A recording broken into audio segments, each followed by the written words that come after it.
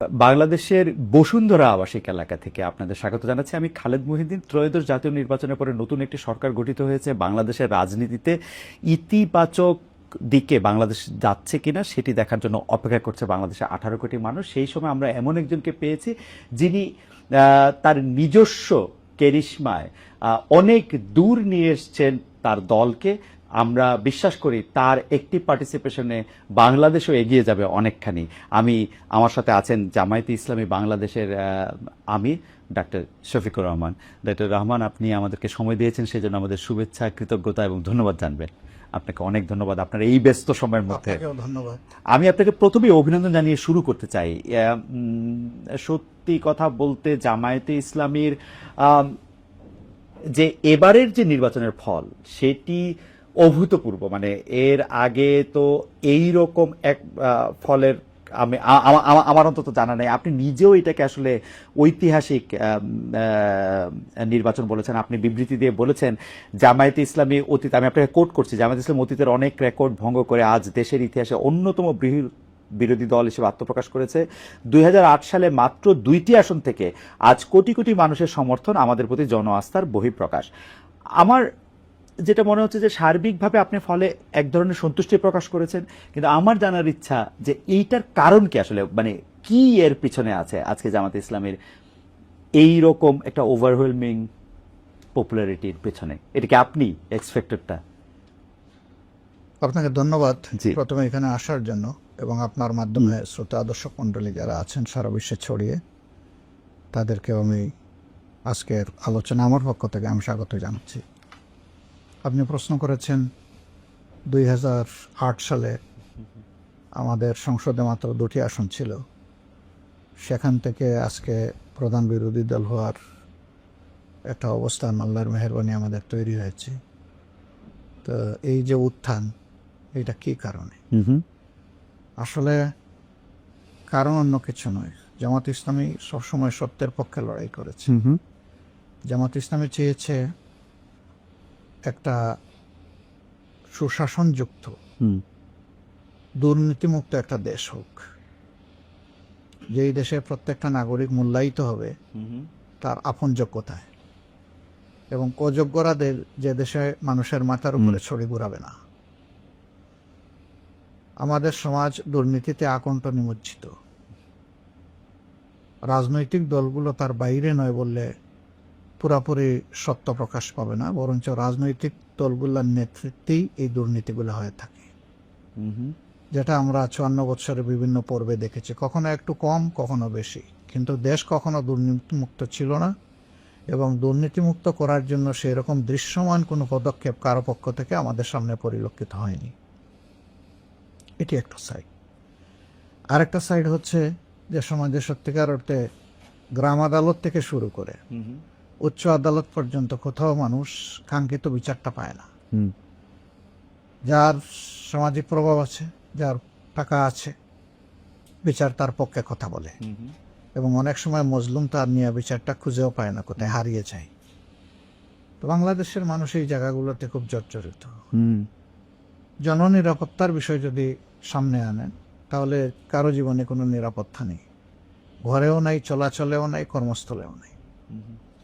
তো এমনি একটা জনপদে মানুষ খুঁজছে যে কোথায় আমাদের একটু মুক্তির স্বাদ পাব। বাংলাদেশ জামাত ইসলামী 79 সালে তার যাত্রা শুরু করার পর থেকে গণতান্ত্রিক পন্থার রাজনীতি করে আসছে, এবং সেই রাজনীতি তার দলের ভিতরে এবং বাইরে দুই জায়গায়। অন্য কোনো দলে সেটা কতটুকু আছে না আছে আমি সে বিতর্কে যাচ্ছি না, কিন্তু আমরা আমাদের জায়গাটায় এ বিষয়ে পরিচ্ছন্ন যে আমাদের প্রত্যেকটা নেতৃত্ব নির্বাচিত হয় গণতান্ত্রিক পন্থায় অভ্যন্তরীণভাবে, এবং প্রত্যেকটা সিদ্ধান্ত গৃহীত হয় যথাযথ ফোরামে আলোচনা করে। এই সৌন্দর্যটা আস্তে আস্তে বাড়ছিল। আর বিশেষ করে 2024 সালে যখন আমাদের যুব সমাজ তাদের ন্যায্য কাজের দাবিতে, তাদের মেধার স্বীকৃতির দাবিতে যখন আন্দোলন শুরু করে, তখন সরকার অতীতের 15.5 বছরের মতোই চেয়েছিল এই আন্দোলনটাকেও দমিয়ে দিতে, কিন্তু শেষ পর্যন্ত তাদের হাত থেকে ফসকে যায় তাদের এই কন্ট্রোল, নিয়ন্ত্রণ, এবং জনতার বিজয় হয়। তবে সে বিজয়ের যে লড়াইয়ের নেতৃত্ব দিয়েছে যুব সমাজ। আমরা কোনো রাজনৈতিক দল নেতৃত্বের এই ক্রেডিট যদি দাবি করি, এটা চরম অন্যায় হবে। এটা আন্দোলনের নেতৃত্বে যুব সমাজ আর অংশগ্রহণে সারা বাংলাদেশ। সেই বাংলাদেশের মধ্যে আমরাও ছিলাম, অন্যান্য রাজনৈতিক দলও ছিল। যেহেতু আমরা সবাই মজলুম ছিলাম, সেই কারণে সমস্ত মজলুমের একটা মিলন মেলা বলতে পারেন যে এই আন্দোলনটা ছিল। আন্দোলন সফল হওয়ার পরে লক্ষ্য করবেন যে কখনো আমরা এই আন্দোলনের কোনো ক্রেডিট দাবি করিনি, কখনো না, কোনোভাবেই না। আমরা সবসময় বলে এসেছি নেতৃত্বে যুব সমাজ, অংশগ্রহণে দেশবাসী, এবং এই বিজয় দেশবাসীর বিজয়। কিন্তু পাশাপাশি আমরা দেখেছি অনেকেই তারা সেখানে ক্রেডিট ক্লেম করেছে, তো আমরা সেই দিকে যাইনি। আশ্চর্যের বিষয়, যখন এই আন্দোলনে বাংলাদেশের মানুষগুলা কোন দলের হয়ে লড়াই করেছে মানুষের জন্য, তখন সেই শহীদ মানুষগুলাকে নিয়ে বাগবাটোরা শুরু হয়ে গেল। আমরা কিন্তু এর বিরুদ্ধে করেছি। আমরা বলেছি শহীদরা কোনো দলের হতে পারেন না, গোষ্ঠীর হতে পারেন না। শহীদরা গোটা জাতির সম্পদ, এবং আমরা তাদেরকে সেভাবেই ওই মর্যাদায় আমরা রাখতে চাই। এরপরে আমাদের এই শহীদ পরিবারের পাশে যাওয়া, এটা আমাদের নৈতিক দায়িত্ব হিসেবে আমরা নিয়েছিলাম। এটা কোনো রাজনীতি ছিল না আমাদের, কারণ আমিও তো মরতে পারতাম, আমার আরো সহকর্মী মারা যেতে পারত। তা আল্লাহ যে আমাদেরকে বাঁচায় রাখলেন, এখন যারা চলে গেল তাদের প্রতি তো আমাদের অবশ্যই দায়িত্ব আছে। এটা ঠিক, তারা লড়াই করে নাই যে আমরা গিয়ে ওখানে কিছু তাদেরকে সহানুভূতি দেখাবো, পরিবারের পাশে দাঁড়াবো। তারা সবটুকু উজাড় করে দিয়ে দেশকেই দিয়ে গেছে, নিতে চায়নি। সেই মানুষগুলোর জন্য তো আমাদের কর্তব্য আছে। আমরা এই কর্তব্যের জায়গা থেকে প্রত্যেকটা শহীদ পরিবারে পৌঁছার চেষ্টা করেছি। বেশিরভাগ শহীদ পরিবারে বলতে পারেন যে আমি পার্সোনালি গিয়েছি, যখন যে এলাকায় আমি ভিজিটে গিয়েছি, ওই শহীদ পরিবারগুলোকে হয়ে দেখেছি, না হয়ে গিয়েছি, একটা কিছু করেছি, আমি তাদের না দেখে আসি নাই। আহত পঙ্গু যারা হয়েছে তাদের বিষয়টা আমরা অ্যাটেনশনে নিয়েছি, কিন্তু আমরা তো একটা সংগঠন, আমাদের কাছে তো সরকারি কোনো ট্রেজারি নেই। ফলে আমাদের সীমিত সামর্থ্যের জায়গা থেকে শহীদ পরিবার এবং আহত পঙ্গু ভাই বোনদের পাশে আমরা দাঁড়ানোর চেষ্টা করি। এই বিষয়গুলো তো জনগণ দেখেছে। একটা দল এরকম করছে, বাকি দলগুলো ক্রেডিট নিয়ে কাড়াকাড়ি করছে, এবং সেই সময় থেকে অনেকে আবার নির্বাচনের দিকে ঝুঁকে পড়েছে। আমরা তখন বলেছিলাম যে আগে পরিবেশটা সামাল দেন, তারপরে নির্বাচনের প্রশ্ন। তো শেষ পর্যন্ত নির্বাচন 17 মাসের মাথায় হলো। যে নির্বাচন হয়েছে, আপনি বলছেন এখানে আমাদের উত্থান, আসলে কি এটাই আমাদের রিয়েল চিত্র? এই প্রশ্ন এখন সমাজের অনেকের মনে। এই প্রশ্নটা আমি করতে চাই, এবং আমি এর উত্তর দিব না। ইতিমধ্যে টিআইবি একটা রিপোর্ট পেশ করেছে, তারপরে সুজন একটা প্রতিবেদন তাদের তুলে ধরেছে। আমি একজন বিচক্ষণ সাংবাদিক হিসাবে আপনাকে অনুরোধ করব যে আপনি এই দুইটা রিপোর্ট যদি দেখেন, তাহলে আপনি একটা রিফ্লেকশন পাবেন। তবে আমাদের দেশে যেহেতু একটা সংস্কৃতি তৈরি হয়ে গিয়েছে, কথাগুলো আমি ইলেকশনের আগেই বলেছিলাম, জিতলে ইলেকশন ফেয়ার, হারলে এটা সূক্ষ্ম কারচুপি অথবা আপনার বড় কারচুপি, এটা বলা হতো। আমরা বলছিলাম যে ওই সংস্কৃতিটা আমরা চালু করতে চাই না। ওই সংস্কৃতির খবর রচনার জন্যই আমরা ওই শব্দগুলা উচ্চারণ করে তার পিছনে দৌড়াচ্ছি না। কিন্তু কারচুপি, ইঞ্জিনিয়ারিং যে ভাষায় যেভাবেই বলেন, এটা যে হয়েছে এটাকে অস্বীকার করতে পারবেন না। আমি নিজে আমার এলাকায় তার সূক্ষ্মদর্শী, আমি সরাসরি দেখেছি। আমি যে নির্বাচনী এলাকায় আমাকে দেওয়া হয়েছিল, সেখানে যেহেতু আমি দেখেছি, আর কোনো জায়গা দেখার আমার দরকার নাই। এখানে আমারও বিজয় ছিনিয়ে নেওয়ার জন্য একটা সেন্টারে হামলা চালানো হয়েছিল, দখল করে নেওয়ার জন্য। আইনশৃঙ্খলা বাহিনী সদস্যরা যদি তাৎক্ষণিক হস্তক্ষেপ না করতো, আমিও হারতাম। কারণ ওই একটা বিল্ডিং এই 26,000 ভোট, আমি জিতেছি 21,000 সামথিং ভোটের ব্যবধানে। তো ওই সেন্টারটা পুরা দখল করে আমাকে 10টা ভোট দিয়ে যদি সব নিয়ে যেত, হয়েছে বাংলাদেশের বহু জায়গায় চিত্র হয়েছে। ইলেকশন ইঞ্জিনিয়ারিং নিয়ে আপনি কোনো কথা বলবেন না, এবং আপনি আসলে ভোটের ফল হওয়ার পরে আপনি অভিনন্দন জানিয়েছেন। আপনি এই কথাগুলি আপনি একই রকম, আমি ওই যে ইতিবাচক ধারা রাজনীতিটা আমরা, আপনি একই রকম কথা বলছেন, কিন্তু আমি একটা কথা আপনি অভয় দিলে জিজ্ঞেস করতেই চাই। না, আমি জিজ্ঞেস করতেই চাই যে যদি কেউ ইঞ্জিনিয়ারিংটা করে থাকে, এরা কারা আসলে? এরা কি ডক্টর ইউনূস সাহেব? এরা কি ভিতরে থাকা আপনাদের লোক, বিএনপির লোক, সেনাবাহিনী? তারা কারা আসলে? মানে if there is any engineering. দেখেন, ওরকম স্পেসিফিক্যালি বলতে হলে তো আমার সামনে সাবস্টেন্সিয়াল ডকুমেন্টস লাগবে। কিছু জিনিস আছে বলা যায়, করা যায় না। কিছু জিনিস আছে করা যায়, বলা যায় না। কিছু জিনিস আছে বুঝি কিন্তু বলতে পারি না। ওকে, এটা সমাজের কথা আমি বলতেছি, আমার বিষয়টা ভিন্ন। তো এই বিষয়টা পরিষ্কার হতে আস্তে আস্তে তো শুরু হয়ে গেছে না। এই দুইটা রিপোর্টকেই যদি আপনি সামনে রাখেন, সেখানে আপনি কিছু আলামত পেয়ে যাবেন। এবং আমার ধারণা যে কিছুই গোপন থাকবে না। দেখেন, এই 2008 সালে যে ইঞ্জিনিয়ারিং হলো, সেই ইঞ্জিনিয়ারিং এর পরে এরশাদ সাহেব হাটে হাড়ি ভেঙে দিলেন একবার সংসদের ভিতরে। উনি বললেন যে মাননীয় সংসদ সদস্য কিন্তু ভুলে যাবেন না আমরা কিভাবে এই সংসদে এসেছি, কার হাত ধরে এসেছি, সবকিছু জনগণের ভোট নয়, এটা উনি বলে দিলেন একদম খোলামেলা। উনি মাঝে মাঝে এগুলো বলে দিতেন। একসময় বলছিলেন যে এখন আমরা এমন এক জনপদে বসবাস করছি, পরে থাকলে খুন আর বাইরে গেলে গুম, এই শব্দটা কিন্তু উনি বলেছিলেন। এবং সেই সরকারের অংশ, বিরোধী দল সরকারের অংশ, মানে সেই অবস্থায় তিনি বলেছিলেন। আমাদের ধারণা যে ঠাকুর ঘরে কে রে আমি কলা খাই না, একদিন কি একজন বলে ফেলবে, আপনারা জেনে ফেলবেন। সত্য এইভাবেই প্রকাশ পেয়ে যাবে। আচ্ছা, আমি একটু অন্য প্রসঙ্গে, নির্বাচনের ঠিক আগের দিন, মানে এটা নির্বাচন যারা নিয়ে কথা বলছেন, আমি টেলিভিশনে দেখতেছিলাম, তাদের মধ্যে একজন বলছেন যে ঠিক আগের দিন ৭৪ লাখ টাকা নিয়ে জামাতের একজন জেলা আমিরের বিমানবন্দরে থাকা, মানে তার আটক হওয়া, সেটা আবার সামনে আসা, এইটা আপনাদের ভোটের ক্ষেত্রে কিছু কিছু, মানে ঠিক আগের দিন এটা ক্ষতি। আমি বলি, এই ব্যাপারে বৈধভাবে খরচ করার একটা সীমানা ছিল। এই ব্যাপারে সংগঠন, তিনি শুধু একজন মানে দায়িত্বশীল নেতা নন, তিনি এই সমাজের একজন নাগরিক, তিনি ব্যবসায়ী, তার ব্যবসার টাকা হতে পারে। এইভাবে বিমানে টাকা বহন করার মাঝে আভ্যন্তরীণ ভাবে কোনো ইলেকশন আগে মনে একটু বাধা আছে না, কোনো বাধা নাই, বাধা নাই না, কোনো ধরনের কোনো বাধা নাই, কেউ বলে নাই। আচ্ছা, কোনো ধরনের কোনো বাধা নাই বলেই বিমানবন্দর ইমিগ্রেশন যেটা কাস্টম যেটা ছেড়ে দিয়েছে তাকে ঢাকা থেকে, নইলে তো এখানেই আটকাতো, তো এখানে তো আটকায় নাই। এই সমস্ত জিনিস অতি উৎসাহী কিছু লোক বিভিন্ন সমাজের বিভিন্ন জায়গায় বসে থাকেন, তারা এগুলা পাঠান। আমরা ঠিক আছে ধরে নিলাম ৭৪ লাখ, কেন ৭৪ কোটি টাকা, আমরা কে কোথায় গিয়ে টাকা বিতরণ করেছি, কারে দিয়েছি, সেটা একটা ডকুমেন্ট বের হয়ে আসুক। ৫৬,০০০ বর্গ মাইলের শুধু ঠাকুরগাঁই তো একমাত্র জায়গা না, আরো তো ৬৩টা জেলা রয়ে গেছে। অনেকে বলেন যে, আমিও সেই সময় বাংলাদেশে ছিলাম, তো অনেকে বলতেছেন যে ব্যাংকের থেকে তো ১ লাখ টাকার বেশি তোলাই যেতেছিল না ওই সময়, বা এটিএম কার্ড থেকে তোলাও দিচ্ছিল না। মানে ব্যাংক থেকে সব টাকা মানুষ ব্যাংকে রাখে, আমিও তো আমার সব টাকা ব্যাংকে রাখি। আমি ব্যাংকে সেফ মনে করবো কেন? যে দেশে ব্যাংক ডাকাতি হয়ে যায়, যে দেশের ব্যাংক ডাকাতি হয়ে দুনিয়ায় লন্ডারিং হয়, সেই দেশের ব্যাংকে আস্থা কোথায় জনগণের? এতগুলা ব্যাংক কেন আজকে মুক্ত বলে পড়ে থাকলো, এতগুলা ব্যাংকে কেন একসাথে আনতে হলো? এগুলার জবাব কে দিবে? আসলে যদি দেশের বিদ্যমান আইনে কোথাও কোনো নিষেধাজ্ঞা না থাকে, আর সেটা যদি কেউ কিছু করে, সেটা নিঃসন্দেহে বাড়াবাড়ি। আরেকটা ব্যাপার নিয়ে একটা কথা আছে যে নির্বাচনী প্রচারণা যখন তুঙ্গে, তখন আপনার এক্স অ্যাকাউন্ট, যেটা টুইটার বলি আমরা, সেটা হ্যাকের ঘটনা ঘটে। আপনি পরে নিজেও ওই অ্যাকাউন্টে যে বক্তব্য বলা হয়েছিল সেটাকে নিজেও আপনি, আপনার ভাষায় বলি যে আপনি জঘন্য বলছেন।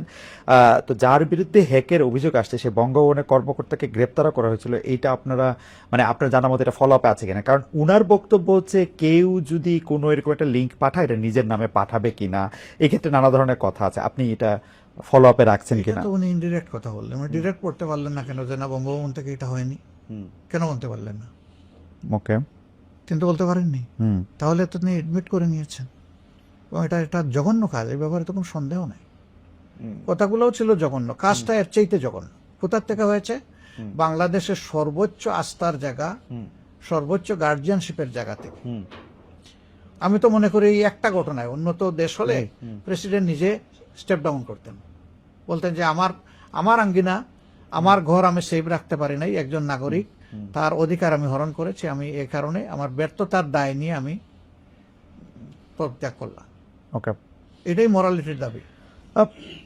এখানে আমাকে আইন লড়াইয়ে যেতে হবে কেন? কিন্তু এটা কেমন জানি একটা যুক্তির কথা বলে যে আমি কি আমার নিজের নামে করতাম কিনা, মানে আমি যদি এরকম একটা, উনি বলুক, উনি কে করেছে, ওখান থেকে কিভাবে আসছে, উনি বলুক, এক্সপ্লেনেশন তো উনাকে দিতে হবে। ওকে, আপনার বেশ কয়েক মাস আগে আপনি কর্মরত নারীদের কর্মঘণ্টা বিষয়ে আপনার একটা বক্তব্য ছিল। নির্বাচনের কিছুদিন আগে আল জাজিরায় যে আপনি সাক্ষাৎকার দিলেন, সেখানে আপনি একটা স্পষ্ট করেছেন যে জামায়াতের প্রধান হিসেবে নারীদের আসার কোনো সুযোগ নেই। আমরা এটাকে ধরে নিয়েছি যে আপনি এটা মিন করছেন যে দেশের প্রধান হিসাবে আসলে নারীদের আসার সুযোগটা সীমিত। এখন একটা প্রশ্ন, এই প্রশ্নটা আসলে দুইটা পার্ট। একটা প্রশ্ন হচ্ছে, বেগম জিয়ার নেতৃত্বে জামায়াত আসলে ক্যাবিনেটে ছিল ভালো মতো। আরেকটা প্রশ্ন হচ্ছে যে আমি ইয়ে করতে করতে দেখতেছিলাম যে ফাতেমা জিন্নাহ যখন 1964 সালে আইয়ুব খানের বিরুদ্ধে লড়ছিলেন, তখন আশরাফ আলী থানভীর নেতৃত্বে একাধিক আলেম এই মত পোষণ করছিলেন, যেহেতু কোরআনে রানী বিলকিসের কথা আছে এবং তার মুসলমান হওয়ার পরও তার বাদশাহী যাওয়ার কথা নাই সেখানে পড়ে। আমিও যতটুকু বুঝছি, উনার কথা আমি যতটুকু বুঝছি যে আসলে মানে রাষ্ট্রপ্রধান বা সরকার প্রধান হওয়ার ক্ষেত্রে নারীদের বাধা নাই। দুইটা আসপেক্টে যদি আপনি বলেন, একটা পলিটিক্যাল আসপেক্ট, একটা থিওলজিক্যাল রানী আসপেক্ট। বিলকিসের কথা বলি, জি। উনি সাবার রানী ছিলেন। জি, সেবা রানী। জি, সাবার রানী জি। ছিলেন। ওনাকে মূলত কল করেছিলেন সুলেমান বাদশাহ সুলেমান। জি। তো উনি তার দরবারে আসলেন, আসার পরে রাজপ্রাসাদে দাওয়াত গ্রহণ করলেন, গেলেন। তারপরে তার মানে রানীগিরি ছিল ছিল না, এটার কোরআনে নাই। এটার কোরআনে নাই, এই পর্যন্ত কিন্তু চ্যাপ্টারটা ক্লোজ। চ্যাপ্টারটা ক্লোজ, সূরা আমল। এবং এইটার কোনো অথেন্টিক হিস্ট্রিও নাই আমাদের সামনে, আমাদের কাছে নাই। পরবর্তী পর্যায়ে কি হয়েছে না রাইট, হয়েছে। রাইট। সুতরাং সেটাকে আমরা রেফারেন্স আকারে এখানে নিতে পারছি না। ওকে। আর তিনি ছিলেন মূলত অগ্নিপূজক। হুম। তো এটা তো বিশ্বে অনেক জায়গায় সেটা ছিল তখনকার আমলে, পরবর্তী যুগেও ছিল। যেমন এখনকারীরা, তাদের অবস্থাটা ওই রকম ব্যাচের একটা বিষয় ছিল। কিন্তু পরবর্তীতে তারা যখন তাদের অ্যানসেস্টর যারা ইসলাম কবুল করেছে, তারা তখন ওইটা থেকে বের হয়ে এসেছে। তো সেটাকে আমি রেফারেন্স হিসেবে নিতে রাজি না। ওকে, ফেয়ার এনাফ। এখন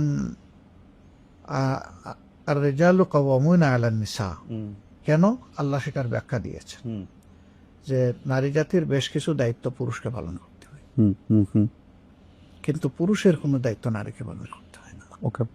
নারী যদি কোনো ব্যবসা করে, স্বামী পুরুষ লোকটি এখানে কোনো হক দাবি করতে হয়, কিন্তু পুরুষের যে অ্যাসেট আছে সেখানে নারীর অংশ আল্লাহ তাআলা নির্ধারিত করে দিয়েছেন। কেন? যে তাদের এই দায়িত্বটা তোমাকে নিতে হবে। আমি কোন দৃষ্টি থেকে বলেছি? আমি বলেছি কোরআন যেটা বলেছে সেটা, আমার কোনো কথা না। এখন কোরআনের আইন তো মানব জাতির জন্য, শুধু মুসলমানদের জন্য না, এবং শুধু মানব জাতির জন্য না, আল্লাহর অল ক্রিয়েশনের জন্য কোরআন। সারা সৃষ্টির মধ্যে সামঞ্জস্য এবং শৃঙ্খলা বিধানের এইটা হচ্ছে গাইডবুকটা হচ্ছে কোরআন। তো সেই কোরআন আল্লাহ তাআলার ভার্ডিক্ট। আমি তো আমার মত বলিনি, আল্লাহ তাআলা যা বলেছেন আমি তাই বলেছি। ওকে। এখন আপনি বলতে পারেন যে তাইলে কি নারীরা ওই জায়গায় আসতে পারবে না? বাট হ্যাঁ, দেখেন রিয়েলিটি দেখেন। আপনি আমেরিকায় আছেন না? আমেরিকা স্বাধীন হওয়ার কত বছর হয়েছে? মানে 200 সামথিং বছর। সামথিং বছর। জি। একজন নারী না, প্রেসিডেন্ট? হয়নি। কেন? সেখানে কি যোগ্য নারী নাই? কিন্তু আবার ইংল্যান্ডে হয়েছে, ইংল্যান্ডে হয়েছে, আরো অন্যান্য জায়গায় হয়েছে, কিন্তু এখন আমেরিকাতে হয় নাই। হ্যাঁ, এখনকার দুনিয়ার সবচেয়ে বড় শক্তিশালী দেশ যেটা, সেই দেশে নারীরা কি কোনোদিন কম্পিটিশনে আসেনি? আসছে, আসছে, কিন্তু ফেল করছে কিন্তু দুইবার। তাদেরকে আমেরিকাবাসী সিলেক্ট করে নাই। রাইট। কেন করে নাই? এই জব তারা দিতে পারে। তবে আমরা তাদেরকে একটা বিচক্ষণ বুদ্ধিমান জাতি হিসাবেই দেখতে পাই, ওকে, সাহসী হিসাবেও দেখতো। সেখানে দেখেন এটা হয়নি। তো যুক্তিতে আপনি গেলে কি দেখবেন? একজন মা যখন চাইল্ড বেয়ারিং হবে, তখন কি একজন সুস্থ সক্ষম পুরুষের মতো তিনি সব ফিজিক্যাল অ্যাক্টিভিটি করতে পারবেন? পারবেন না। যদি তিনি পারতেন তাইলে ম্যাটারনিটি লিভের দরকার হতো। ম্যাটারনিটি লিভটা দেওয়া হয় কি জন্য? এটা তার ডিউ, এটা তার হক, এটা তার অধিকার। তার অধিকার, এটা কোনো তার প্রতি কোনো প্রিভিলেজ না, ব্লেসিং না, এটা তার পাওনা। তো এই জায়গা থেকে আমরা মাদেরকে আল্লাহ রাসূল সাল্লাল্লাহু আলাইহি ওয়াসাল্লামের জমানায় সর্বোচ্চ যতটুকু সম্মান দিয়েছেন তা আমরা দেওয়া। ওকে। যেমন ধরেন যে আল্লাহ রাসূল যুদ্ধে মহিলাদেরকে নিয়ে গেছে, আল্লাহ রাসূল ক্রিটিক্যাল টাইমে মহিলাদের পরামর্শ নিয়েছেন। হুদাইবিয়ার সন্ধি সব পুরুষ সাহাবীরা সরে গেছে, মনের দুঃখে কষ্টে রাসূল করিম সাল্লাল্লাহু আলাইহি ওয়াসাল্লাম থেকে দূরে সরে গিয়ে কান্নাকাটি করতেছে। সেই সময় তিনি যাকে সঙ্গিনীর সাথে নিয়ে গেছেন, গিয়ে জিজ্ঞেস করছেন, তুমি কি বলো? বলছে, আপনি কি আপনার সঙ্গীদের উপর আস্থা হারিয়ে ফেলেছেন? আল্লাহর রাসূল, কোনো কারণ নাই। আপনি যা করার জন্য তাদেরকে বলছেন, আপনি আগে সেটা শুরু করে দেন, দেখবেন সবগুলো আপনাকে ফলো করবে। এবং এক্স্যাক্টলি তাই হয়েছে। তো দেখেন কত ক্রিটিক্যাল টাইম ছিল। ও, আপনি যদি আমাদের দর্শকদের জন্য একটু পরিষ্কার করতেন, উনি কি তার কোনো আত্মীয় ছিলেন নাকি? না, আত্মীয় কোনো, তার স্ত্রী। ও, তার স্ত্রীর পরামর্শ দিয়েছে, তার স্ত্রীর পরামর্শ। আমি সেটা একটু বলছি, মানে আল্লাহ রাসূল বদর যুদ্ধ ছাড়া যত যুদ্ধে অংশগ্রহণ করেছেন সব যুদ্ধে স্ত্রীদেরকে নিয়ে গেছেন সাথে। একজন তিনি লটারি করতেন, লটারিতে যার নাম আসতো তাকে তিনি নিয়ে যেতেন। আচ্ছা, অন্যান্য সাহাবীরা নিয়েছেন, এমন বিধবা মহিলারাও আল্লাহ রাসূলের অনুমতি নিয়ে যুদ্ধে অংশগ্রহণ করেছেন। ওকে। হুদাইবিয়ার সন্ধির সময় উনার সাথে কোন, সম্ভবত একটু দেখতে হবে, দেখো তো একটু, আচ্ছা আমাকে সাহায্য করো। জি। তো ধরেন আচ্ছা, মানে উনি এরপরে ওহুদের যুদ্ধে দেখেন, ওহুদের ওহুদের যুদ্ধের সময় সবচেয়ে ক্রিটিক্যাল টাইমে রসুলের প্রতিপক্ষ যারা ছিলেন তারা কিন্তু একদম কাছে, একদম হাত দিয়ে ছোঁয়ার জায়গায় চলে আসছে। সেই সময় পুরুষ নাই, একজন মহিলা হযরত নুসাইবা রাদিয়াল্লাহু তাআলা, তিনি ঘুরে ঘুরে আল্লাহ রসুলকে প্রোটেকশন দিয়েছে। এবং যুদ্ধের পরে দেখা গেল তার দেহে 70টা ভারী জখম, রক্ত অজর তারাই ছিল, ওয়াও, তীর জুল ছিল তার শরীরের মধ্যে। আল্লাহ রসুল ভাঙ্গা দাঁত, দুইটা দাঁত তার ভেঙে যায় আঘাতে, সেই সময় নিজের দাঁত দিয়ে ওই কামড় দিয়ে বের করে দিয়েছে। তারপরে তার শুশ্রূষা নিজে করেছেন, আলহামদুলিল্লাহ পরে তিনি সুস্থ হয়ে উঠেছে। তো মহিলারা এত ঝুঁকিপূর্ণ কাজে যেখানে দায়িত্ব পালন করেছে, তাহলে সমাজের সব জায়গায় তারা পারবেন না কেন? তো আল্লাহ তাআলা সীমারেখা এটা আমাদের জন্য নির্ধারণ করে দিয়েছেন। পুরুষের জন্যও কিছু সীমা আছে, মহিলাদের জন্যও কিছু সীমা আছে। এটা মানলে কারো কোনো লস নাই, তবে হ্যাঁ এটা কারো উপর চাপাইয়া দেওয়ার কোনো জিনিস না। ওকে, ফেয়ার এনাফ। আমার মনে হয় আপনি যদি এখন পলিটিক্যাল আসপেক্টটা বলতেন, 2001 থেকে 2006 পর্যন্ত আপনারা জোট সঙ্গী, মানে বেগম খালেদা জিয়া সে সময় প্রধানমন্ত্রী ছিলেন, তখন তাকে আমরা নেতা হিসেবে মানলাম কেন? হ্যাঁ, এই প্রশ্ন আসবে স্বাভাবিক। আমরা একটা জোটে ছিলাম, এই জোট যখন ফর্ম হয় তখনও বেগম খালেদা জিয়া ছিলেন বিএনপির চেয়ারপারসন, রাইট। সিগনেটরি ছিলেন বেগম খালেদা জিয়া, অধ্যাপক গুলাম আজম সাহেব, হুসেন মোহাম্মদ এরশাদ এবং শায়খুল হাদিস আল্লামা আজিজুল হক সাহেব। এই চারজন ছিলেন মানে প্রথমে সিগনেটরি। এটা দিয়ে একটা চার্টার তৈরি হয়, দলিল তৈরি হয়, এগ্রিমেন্ট। সেই এগ্রিমেন্টে ছিল যে আমরা আন্দোলন করবো একসাথে, নির্বাচন করবো একসাথে, বিজয় লাভ করলে সরকারও গঠন করবো একসাথে। তো সেই সরকারে আমরা মাত্র 2 জন লোককে মন্ত্রী হিসেবে পেয়েছিলাম। আমাদের তৎকালীন আমির জনাব মতিউর রহমান নিজামী, মৌলানা মতিউর রহমান নিজামী সাহেব এবং আলী হাসান হাসান মুজাহিদ সাহেব, আল্লাহ তাদের শহীদ হিসেবে কবুল করুন। তারা 2 জন সেখানে অংশগ্রহণ করেছিলেন। নিজামী সাহেব 2.5 বছর ছিলেন প্রথমে এগ্রিকালচারে, এরপরের অংশটা 3.25 বছর ছিলেন তিনি ইন্ডাস্ট্রিতে, মিনিস্ট্রি অফ ইন্ডাস্ট্রি। তো আর মুজাহিদ সাহেব অলথ্রোড ছিলেন সোশ্যাল ওয়েলফেয়ার। আমাদের এখানে করার কিছু ছিল না, আমরা পারতাম এই সরকারে অংশ না নিয়ে, কিন্তু আন্দোলন তো একসাথে করেছি। কেন আমরা আন্দোলন একসাথে করেছি? সবার জন্য একটা কমন প্রবলেম ছিল। তখনও শেখ হাসিনার সরকারটা কিন্তু এবার যে শেপ নিল সেই শেপে চলে গেছিল। তো ওইটা থেকে দেশকে বের করে আনার জন্য সবাই ঐক্যবদ্ধ হয়েছে। কজ কমন হওয়ার কারণে ডিভাইডেড শক্তি নিয়ে না করে আমরা ইউনাইটেড শক্তি নিয়ে কাজটা করেছি। আর যেহেতু এগ্রিমেন্টে ছিল যে একসাথে আমরা সরকার গঠন করব, সেই কারণে আমরা পার্টিসিপেট করেছি। ওকে, এটা আমাদের সিদ্ধান্ত না, এটা তো তাদের দলের সিদ্ধান্ত। আর অবভিয়াসলি সাধারণত যে দলের নেতৃত্বে সরকার গঠন হয়, অন্য কোনো ব্যতিক্রম না ঘটলে সেই দলের প্রধানই কিন্তু প্রধানমন্ত্রী অথবা চিফ এক্সিকিউটিভ। এইটা মানার ক্ষেত্রে আপনাদের কি, মানে আমি থিওলজিক্যাল অ্যাসপেক্টটা জানতে চাচ্ছি, এটার জন্য কি আপনাদের কোনো ইজমা বা কিয়াস করার কোনো বিধান মানে অবশ্যই আছে। তখনকার নেতৃবৃন্দ নিশ্চয়ই তারা এগুলা বিবেচনায় নিয়েই করেছে। এই প্রসঙ্গে আর কি আমার শেষ প্রশ্ন, যে অনেকেই বলে থাকেন যে যেহেতু আপনারা জুলাই সনদে এবং সেই আন্ডারস্ট্যান্ডিং একজন অন্যতম সিগনেটরি, যতগুলি সংস্কার সেগুলি প্রত্যেকটা ক্ষেত্রে আপনারা খুবই ভোকাল ছিলেন, সেখানে 5% নারী প্রার্থী আপনাদের দেওয়ার কথা, সেটা আপনারা দেন নাই। এইটার কারণটা একটু সংক্ষেপে বলবেন? আমরা দিতে পারি নাই, কিন্তু দিব না এটা আমরা বলি নাই। We are getting prepared. দিতে আমরা তো মিসেস রহমানকে, মানে মিসেস শফিকুর রহমানকেও আমরা সংসদে দেখছি। এই 5% তো এখনকার, এটা পরবর্তী সংসদের জন্য। কারণ আমরা যে সংস্কারের চার্টার যেটা করেছি ওটা পরবর্তী না। আপনি যেহেতু একমত হইলেন, এটা আপনার জন্য একটা মোরাল অব্লিগেশন ছিল কিনা? মোরাল অব্লিগেশন ছিল কিনা? যে আমি অস্বীকার করি না, তো দেখেন আমাদের জোট থেকে কিন্তু আমরা আবার এলাও করেছি। আচ্ছা, আমরা নিজেরা দেইনি, কিন্তু জোট থেকে এলাও করেছি। আমরা দেইনি বলে দিব না এটা বলি নাই কোথাও। আমরা বলেছি উই আর প্রিপেয়ারিং, আমরা ইনশাআল্লাহ দিব, আগামীতে পাবেন আপনারা। এই চার্টার যখন বাস্তবায়ন হবে তখন আপনারা আমাদেরকেই সবচেয়ে কাছে পাবেন। যেমন ধরেন বিভিন্ন দলের আরপিওতে আছে যে দলগুলো একটা নির্দিষ্ট সময় দেওয়া ছিল, এই সময়ের ভিতরে মিনিমাম 30% তারা উইমেন্স পার্টিসিপেশন এনশিওর করবে সব লেভেলে, নেতৃত্বের লেভেল থেকে শুরু করে। এটা শুধু জামাতে ইসলাম, মানে অন্যদের কি আছে আমি জানি না, but we are damn satisfied যে এটা আমরা যা দরকার ছিল তার চেয়ে অনেক বেশি আমরা করেছি। জোটের প্রসঙ্গে বলি, অনেকে এটা বলেন যে ইসলামী শাসনতন্ত্র আন্দোলন সঙ্গে যদি আপনারা জোটবদ্ধ থাকতেন তাহলে হয়তো কিছু ভোট বেশি পাইতেন, হয়তো বিএনপি এরকম একটা ল্যান্ডস্লাইড নাও পাইতে পারতো। আপনি কি এইটা মনে করেন যে শেষ মুহূর্তে? আমরা মনে করি ভোট আমরা পেয়েছি, কিন্তু আমাদের ভোটগুলো আমাদের বাক্সে Okay. অন্য দিক থেকে ডাইভার্ট হয়ে গেছে।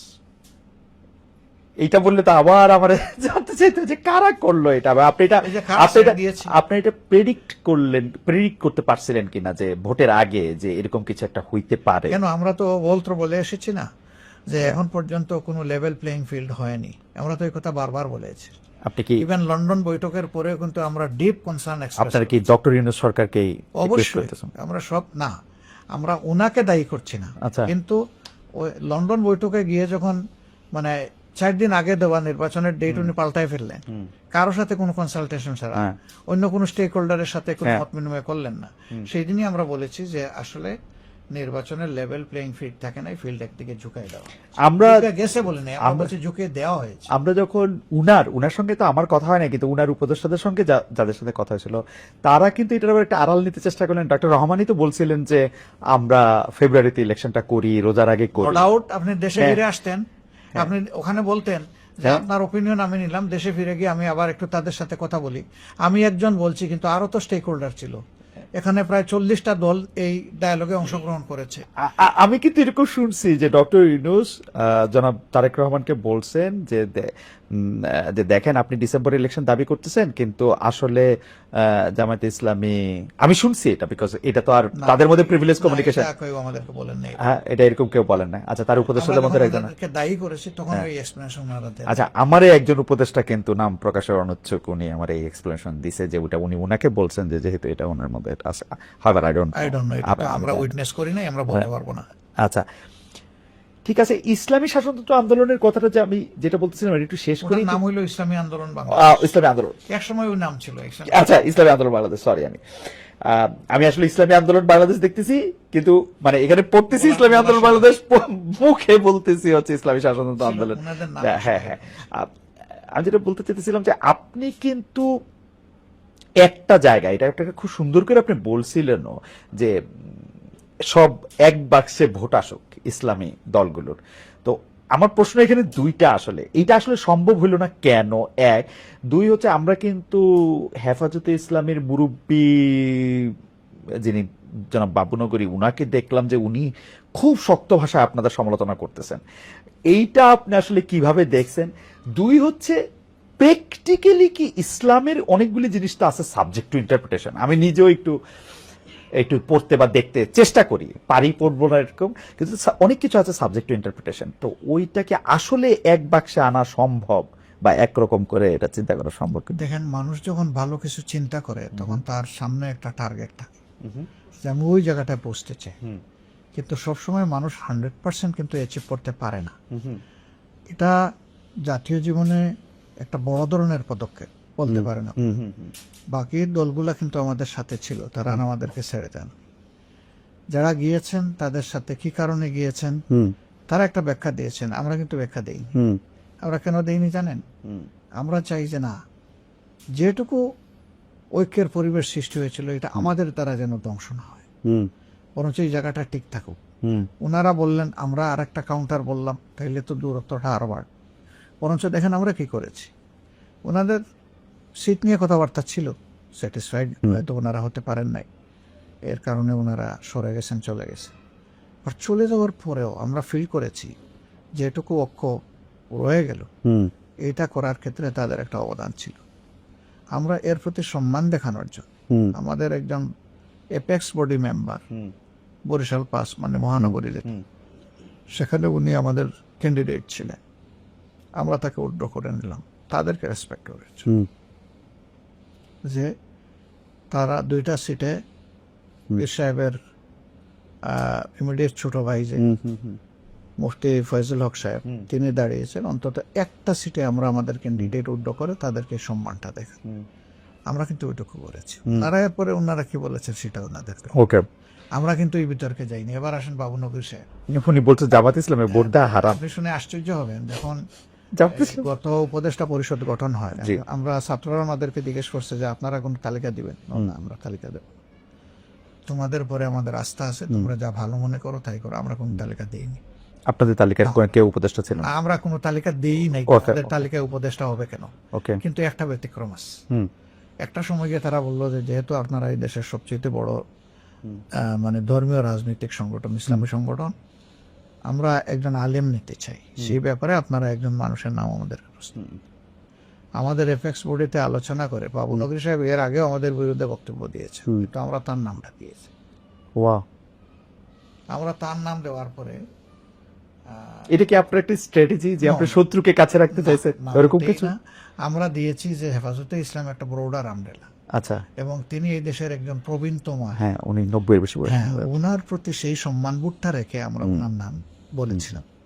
তারা সাথে সাথে চেক করে বলছে যে ওনার যে বয়স এবং ফিজিক্যাল Condition. কন্ডিশন, তিনি এই প্রেশার নিতে পারবেন না, হুম, আপনারা অল্টারনেটিভ কাউকে বলুন।